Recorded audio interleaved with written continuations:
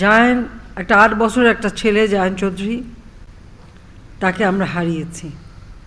আমাদের পরিবারে 15ই আগস্ট শুধু আমাদের বাড়িতেই না, আমাদের বাড়িতে যেমন আমি আর রেহানা বাইরে ছিলাম বলে বেঁচে গিয়েছিলাম, কিন্তু আমাদের পরিবারে একজনও বাঁচতে পারেনি, সবাইকে হত্যা করেছে। আমার মেজপুকুর বাড়িতে যখন আক্রমণ করে তখন তার ছেলের বউকে হত্যা করে, শেখ ফজলুল হক মনি এবং আরজুমণি। আর জায়ান হচ্ছে শেখ সেলিম, শেখ ফজলুল হক মনির ছোটো ভাই, তারই মেয়ের প্রথম সন্তান। তাকেও এইভাবেই আজকে জীবন দিতে হলো। তা আমরা চাই না এই ধরনের কোনো শিশুর মৃত্যু। আর আমি জানি না যারা এই ধরনের হত্যাকাণ্ড চালায়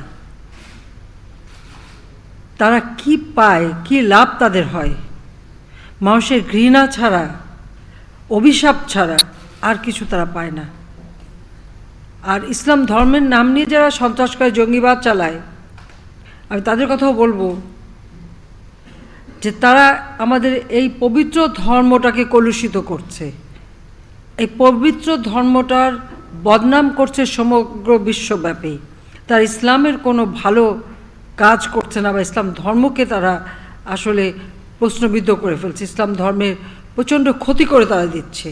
যে ধর্ম সবথেকে মানবতার ধর্ম, যে ধর্ম সবথেকে শান্তির ধর্ম, সেই ধর্মের নামে তারা জঙ্গিবাদ সৃষ্টি করে। কাজে এই ধরনের কাজে যারা সম্পৃক্ত তাদেরকে বিরত থাকতে হবে। সেই কারণে আমি সকল অভিভাবক, শিক্ষক, জনপ্রতিনিধি, বাংলাদেশের জনগণ এবং মসজিদের ইমাম মুয়াজ্জিন যারা আছেন বা ধর্মীয় শিক্ষাগুরু এবং অন্যান্য ধর্মাবলম্বী যারা, প্রত্যেকে আমরা বলবো যে যার যার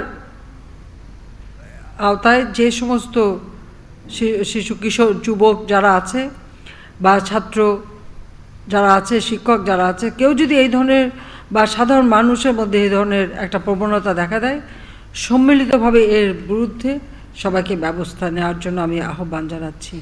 আর আগামী শুক্রবার দিন আমি চাই প্রত্যেক মসজিদে, এই যে জায়ান চৌধুরী একটা শিশু মারা গেল, এবং আমাদের গত কয়েকদিন আগে নিউজিল্যান্ডে মসজিদের ভিতর ঢুকে আমাদের অনেক মুসলমানদের হত্যা করা হয়েছে, সেখানে আমাদের বাংলাদেশেরও ছিল। আর শ্রীলঙ্কার এই ঘটনা এবং এরকম পরপর যে ঘটনাগুলি ঘটেছে,